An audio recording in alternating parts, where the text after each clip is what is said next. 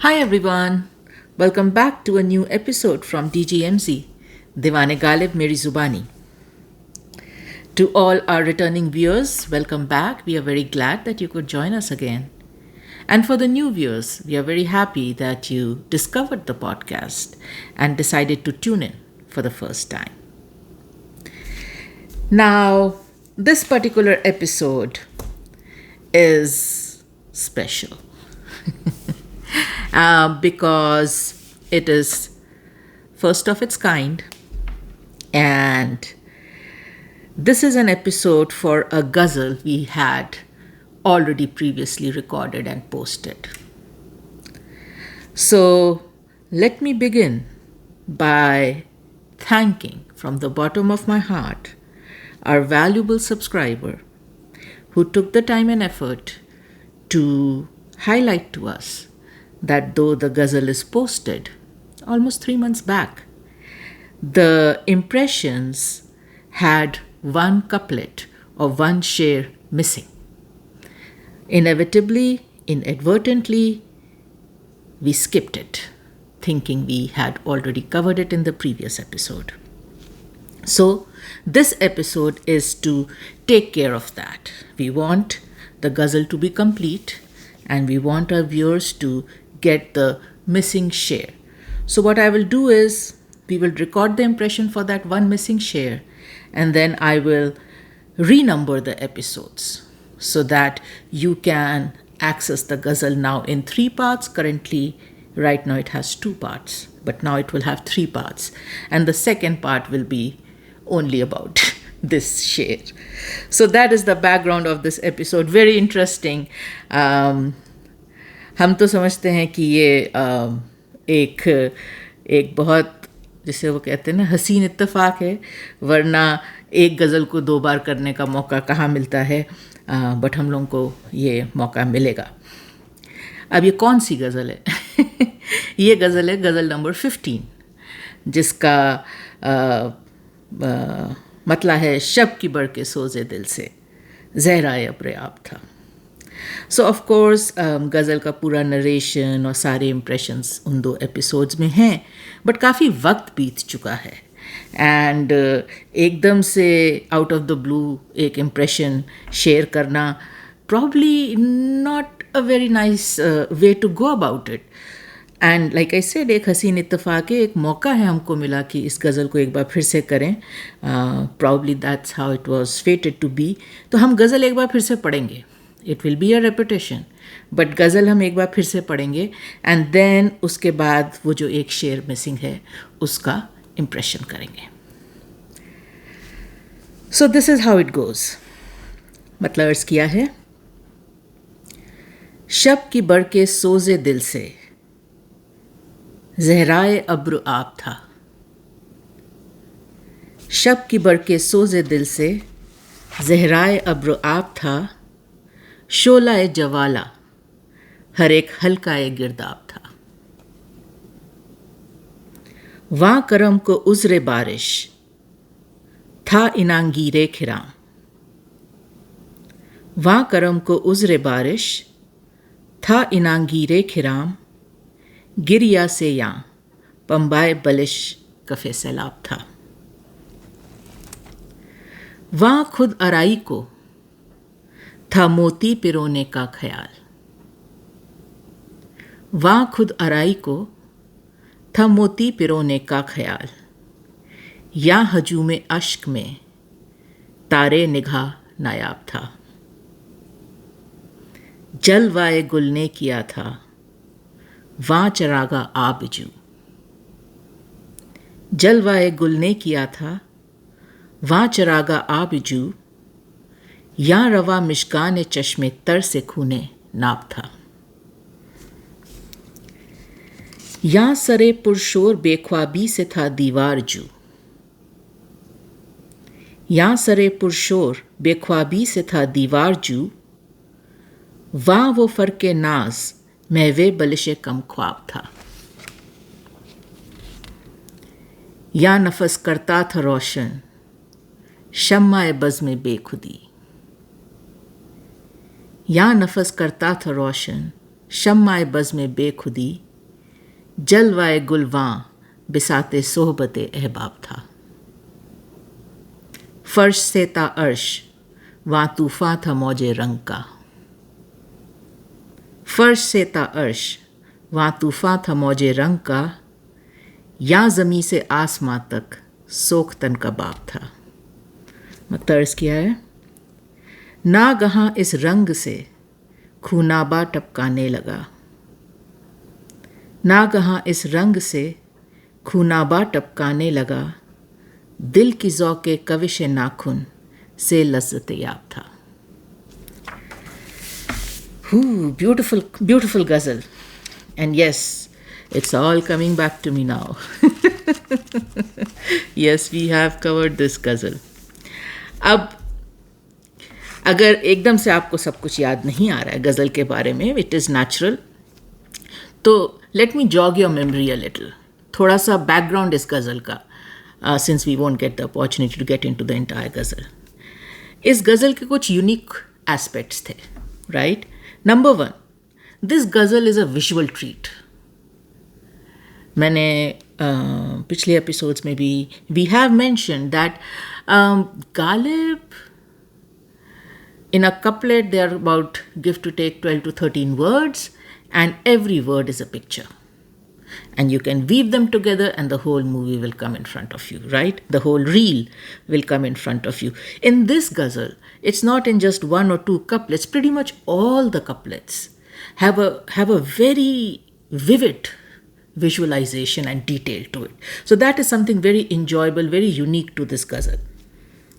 The second thing is that this ghazal takes a very hyperbolic stance. Everything is very exaggerated, right? And the way Ghalib captures it, the way Ghalib details it, despite it being so hyperbolic and exaggerated, he just makes it believable. Which, again, as a reader, amazes you. Because if it was anybody else other than Ghalib saying all this in their poetry, you might enjoy it, but you will not believe it. Ghalib makes you believe it. Another unique concept or aspect, of this ghazal. इस गज़ल में गालिब ने एक बड़ा interesting pattern इस्तेमाल किया है, और वो थीम का पैटर्न है. उनकी थीम का पैटर्न इस गज़ल में ये है कि वो पैरेलल में दो स्टोरीज चला रहे हैं. एक स्टोरी उनकी है, एक स्टोरी बिलवेड की है. And what he's trying to do is he is trying to show you the huge contrast, the huge gap, the huge difference between how things are at his end and how things are at the beloved's end. And well, of course, इसमें हैरानी की कोई बात नहीं है. The feelings, the situation, the jazbaat on both ends is very different. This is unrequited love, right? So दोनों side पे the feelings and the stances are very different, in fact almost opposite, right? But so ये common बात है, ठीक है, गालिब इसको capture कर रहे हैं. बट कैच, वो जो गालिबाना पेच है, वो ये है कि वो इस कंट्रास्ट को जब हाईलाइट करते हैं तो एक सिमिलैरिटी के बिना पर, with the help of a similarity, and that makes you smile कि गालिब, तुम बताना तो हमको ये चाह रहे हो कि इतना बड़ा कंट्रास्ट है, इतना बड़ा डिफरेंस है, पर तुम जब उसको डिटेल करने लगते हो तो तुम एग्जाम्पल लेते हो एक चीज़ का जो कि सिमिलर है दोनों तरफ, एंड कायल हो जाते हैं आप हुनर के, टैलेंट के, कायल हो जाते हैं आप सोच के, तरीका, सलीका. मतलब ऑफ कोर्स आप गज़ल के इम्प्रेशंस देखिएगा, आपको बात समझ में आ जाएगी. But as a reader you are just mesmerised कि कितने पैराडॉक्सिकल तरीके से ये बंदा इतना बड़ा डिफरेंस बता रहा है एक सिमिलैरिटी का एग्जाम्पल लेके. It's amazing. And lastly, so before preparing for this impression, I heard the past two impressions to jog my memory, right? And in those impressions, what we said was that Ghalib इन सारे couplets में ये बताना चाह रहे हैं कि ऊपर से कभी ऐसा लग सकता है कि मेरी तरफ और उसकी तरफ एक ही बात है, but dive deep and you will know what a huge contrast it is. Superficially ऐसा लग सकता है आपको कि एक ही बात है दोनों तरफ, एंड डेप्थ में जब आप जाओगे तो बात बिल्कुल different. It might seem like it's the same on the surface, but it is very different. And that is the stance we took. Aaj, when we were preparing for the impression, what came to mind was this. वही बात है but different तरीके से. And let me know what you think about this. आज what struck me was that ऐसा needle in a haystack का example याद आया मुझे कि Ghalib is facing this huge haystack of differences between him and the beloved, of reasons why he and the beloved cannot be together, of scenarios, situations, stances, feelings, all of them which are pointing towards one thing only, that this love is not possible. This love will remain unrequited. This love will never consummate. This love will never be fulfilled. So he is faced with this big haystack. And Ghalib चले ढूंढने इसमें needle कि भाई इतने बड़े haystack में a haystack of differences, right? कि भाई मुझे तो मतलब the puri kainat is bombarding me with things that indicate that this love is not going to happen. But I am Galib. I am going to find that one needle in this haystack. That one similarity me and she has, which will enable me, put me in a position to say, hey guys, ऐसा नहीं है, हर चीज़ फ़र्क नहीं. ये देखो एक चीज़ ये common है, ये चीज़ कॉमन है, this is something we have in common. And जहाँ वो जज्बा आ जाता है कि this is something we have in common, वहाँ गालिब के इश्क को खड़े होने की ज़मीन मिल जाती है. Correct? He can work with that. He can work with that. थोड़ी मिलती है but he can work with that. He can make it work.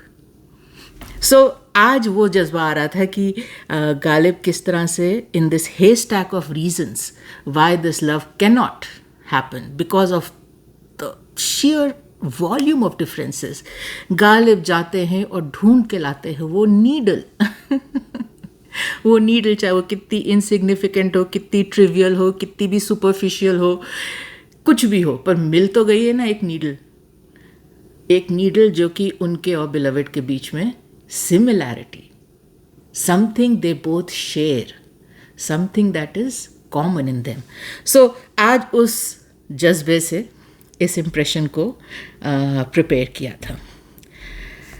Okay, narration हो गया गज़ल का, context हो गया. Now let's get into the missing share and get this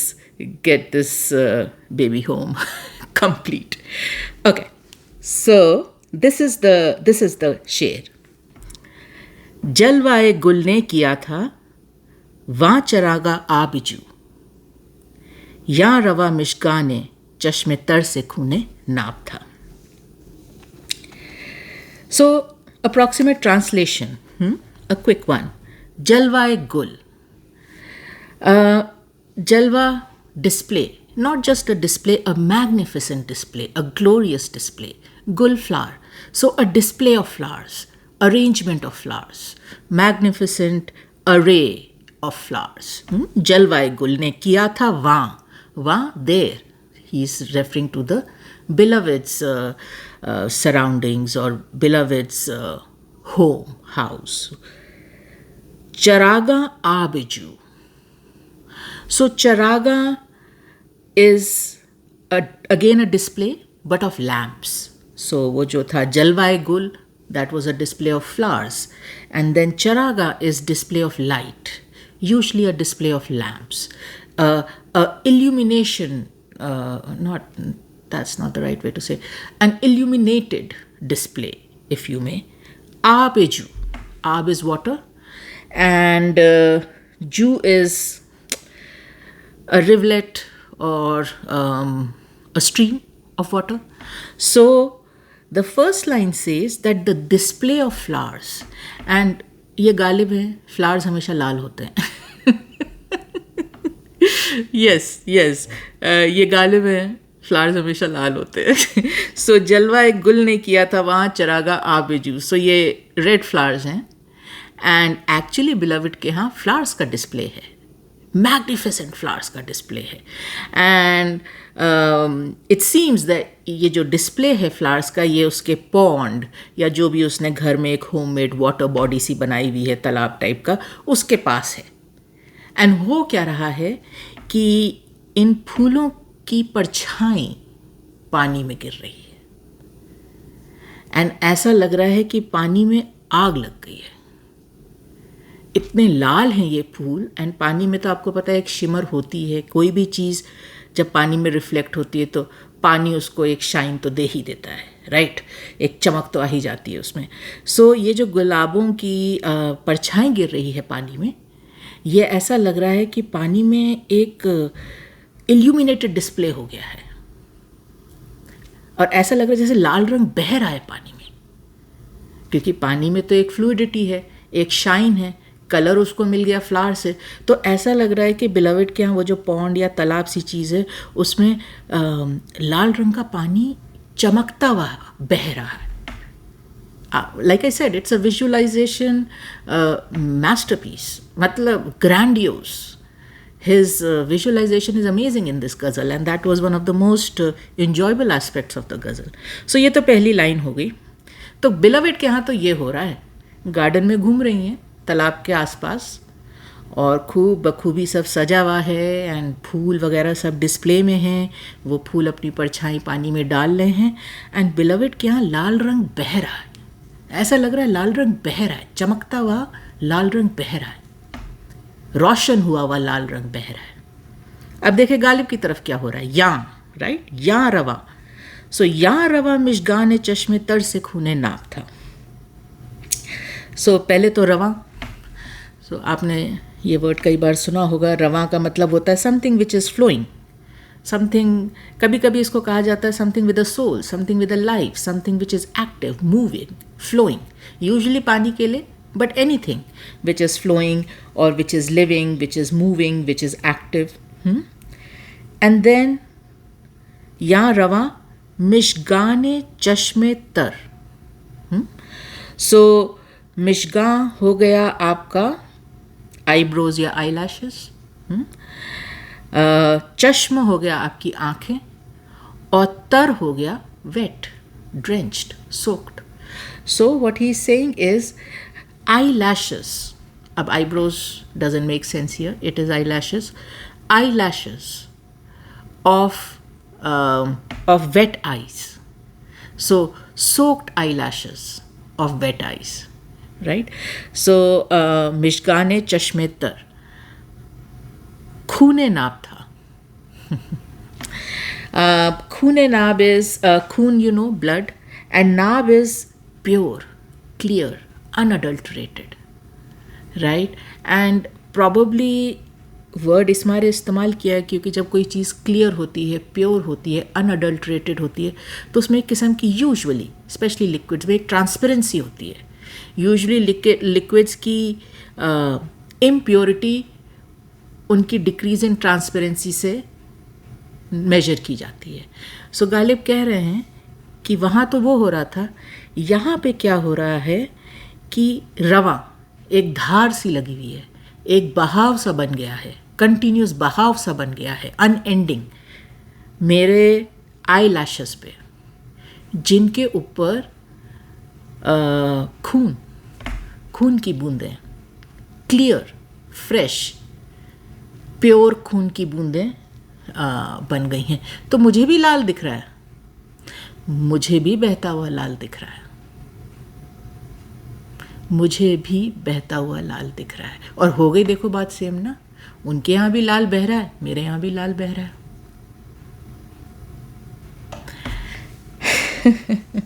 and this is where you are like, मान गए गालिब, मान गए, right, मान गए, हाँ भाई दोनों तरफ लाल बह रहा है। आपको आपकी सिमिलैरिटी मिल गई, आपको आपकी नीडल इन द हेस्टैक मिल गई। बट एंड यही, I have used all the words in my vocabulary. So I will be repeating myself. But यहीं पे वो मैस्ट्री दिखती है कि कंट्रास्ट तो वो ये दिखाना चाह रहे हैं कि वहाँ पे देखो मज़े हो रहे हैं, बाग में घूमा जा रहा है, तालाब की सैर की जा रही है, सजाया जा रहा है घर को, फूलों के अरेंजमेंट हो रहे हैं, ये सब करने की फुर्सत है, राइट। और यहाँ पर देखो कि आँखों में जैसे एक धार सी बन गई है खून की। इतनी तकलीफ है मेरी तरफ, इतना गम है मेरी तरफ, that I am crying tears of blood. And tears of blood is used to symbolize extreme grief, extreme pain, extreme distress. तो कंट्रास्ट वो ड्रॉ कर रहे हैं, बट ये गालिब है। कहने का स्टाइल आप देखिए कि वहाँ भी लाल बह रहा है, यहाँ भी लाल बह रहा है, तो फ्लो दोनों तरफ है और लाल है, बट उसका लाल गुलों का लाल है, हमारा लाल खून का लाल है। And that is where the contrast is. Now कुछ शेर इंटरेस्टिंग मिले थे, क्योंकि इसमें इस कपलेट में कुछ वर्ड्स हैं worth spending a time on. So चारागाह, सो फैज़ अहमद फैज़ का ये शेर, हर रगे खून में फिर चारागाह हों, हर रगे खून में फिर चारागाह हों, सामने फिर वो बेनकाब आए। So basically the approximate translation is that I want the blood in my veins to again experience that illumination, right? That sense of being lit up. So hence I wait for her to once again come in front of me without a veil, come in front of me unveiled, because when I get to see her, that's what will happen to my blood. The blood running in my veins will light up, get illuminated. अब आबजू, जो word हम लोगों ने आबेजू किया था ना, चरागाह आबेजू, उस पे इकबाल साजिद का ये शेर, हाथों पे बह रही है लकीरों की आबजू, हाथों पे बह रही है लकीरों की आबजू, किस्मत का खेत फिर भी है बंजर पड़ा हुआ। कितना प्यारा शेर है। बात अपने हाथों की लकीरों की कर रहे हैं। So the approximate translation is that when I look at my palms, right, there are many fate lines flowing on my hand like water, right, flowing everywhere on my hand like water. But it seems that the field of destiny and fate still remains barren. These streams of fate which flow on my hand like water don't seem to be able to nourish, और जैसे कहते हैं ना, सींच नहीं पा रही हैं मेरी किस्मत की फसल को। एंड देन प्रीतिपाल सिंह बेताब का एक और शेर, मैं तो खुश्क सहरा हूँ, मैं तो खुश्क सहरा हूँ, मेरी आबजू है तू। Again beautiful couplet. Approximate translation is I am a dry barren desert, I am a dry barren desert and you are my stream of water. You are my stream of water. And then वो last एक word रवां, which we covered, उसके लिए मुनीर नियाजी का ये शेर, अश्के रवां की नहर है और हम हैं दोस्तों। अश्के रवां की नहर है और हम हैं दोस्तों, उस बेवफा का शहर है और हम हैं दोस्तों. So again, the approximate translation is that I have this running stream of tears. I have this running stream of tears and myself. And then I have that Bewafa's city, that disloyal, beloved city, and myself, right? So I'm in a city, and all I have keeping me company is this continuous flowing stream of tears from my eyes. Okay, so that completes the missing couplet. जलवाए गुल ने किया था, वहाँ चरागा आबिजू, यहाँ रवा मिशकान चश्मे, तर से खूने नाब था. Hopefully you enjoyed the impression. Hopefully it brings the ghazal finally in a nice, comprehensive, complete way together for you. Once again, thank you to our valued subscriber for taking the time and effort to inform us that this couplet was missing. Feel free to access the other 2 episodes and enjoy the ghazal in totality this time. And जैसे कहते हैं ना, क्षमा प्रार्थी हैं मिर्ज़ा को कि इतनी बड़ी उनकी शान में इतनी बड़ी गुस्ताखी की कि उनकी गज़ल पोस्ट कर दी with a शेर missing. Unpardonable, but it was done in ignorance, just a inadvertent mistake. So apologies to Mirza for doing that. I do owe him an apology for this. Okay, I think we can go ahead and end the episode here. Let me send a lot of love and light to all you dear viewers, and thanks for watching.